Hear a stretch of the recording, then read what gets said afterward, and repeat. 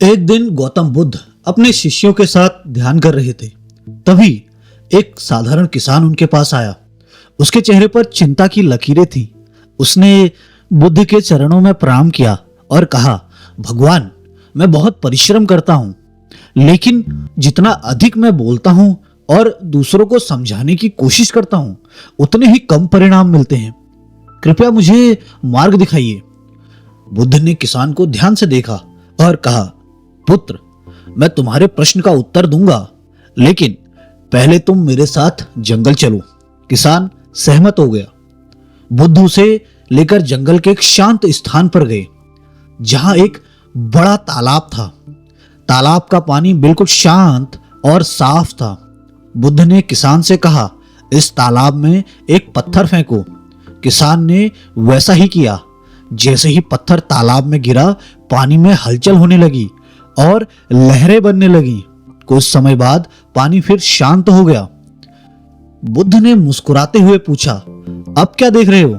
किसान ने उत्तर दिया, भगवान, पानी फिर से शांत हो गया है। बुद्ध ने कहा, अब इस तालाब के चारों ओर घूमो और इसे देखते रहो, लेकिन बिना कुछ बोले। किसान ने बुद्ध की बात मानी। वह चुपचाप तालाब के चारों ओर घूमता रहा। थोड़ी देर बाद वह बुद्ध के पास लौटा और बोला, भगवान, जब मैं शांत रहा तो मैंने तालाब के पानी में अपना प्रतिबिंब साफ साफ देखा। जब मैं पत्थर फेंकता था या हलचल करता था तो पानी गंदला हो जाता था और कुछ भी साफ नहीं दिखाई देता था।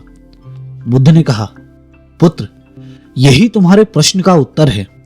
जब तुम बहुत बोलते हो और हर समय दूसरों को समझाने की कोशिश करते हो तो तुम अपनी ऊर्जा व्यर्थ कर देते हो।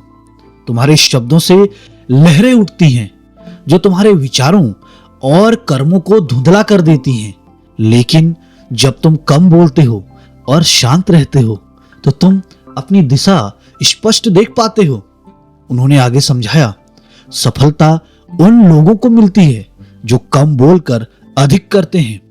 जब तुम अपने काम पर ध्यान केंद्रित करते हो और अपने शब्दों का विवेकपूर्ण उपयोग करते हो तो तुम्हारे प्रयास का प्रभाव अधिक होता है। किसान ने बुद्ध की बातों को गहराई से समझा और उसने कहा, भगवान, मैं समझ गया कि मेरी असफलता का कारण मेरा अनावश्यक बोलना था। अब मैं अपनी ऊर्जा बचाकर अपने कर्मों पर ध्यान दूंगा। बुद्ध ने उसे आशीर्वाद दिया और कहा, याद रखो, मौन केवल शब्दों का अभाव नहीं है, यह एक शक्ति है जो तुम्हारे विचारों को स्थिर और प्रभावी बनाती है। जो व्यक्ति कम बोलता है वह अपने कार्यों के माध्यम से ज्यादा प्रभाव डालता है। उस दिन के बाद किसान ने बुद्ध की शिक्षा को अपने जीवन में उतार लिया। धीरे धीरे उसने अपने काम में सफलता पाई और उसका जीवन खुशहाल हो गया। इस कहानी से हमें यह शिक्षा मिलती है कि शब्दों का विवेकपूर्ण उपयोग और शांत मन जीवन में सफलता और शांति लाने में मदद करते हैं। कम बोलने से हमारी ऊर्जा बचती है और हमारे काम का प्रभाव बढ़ता है।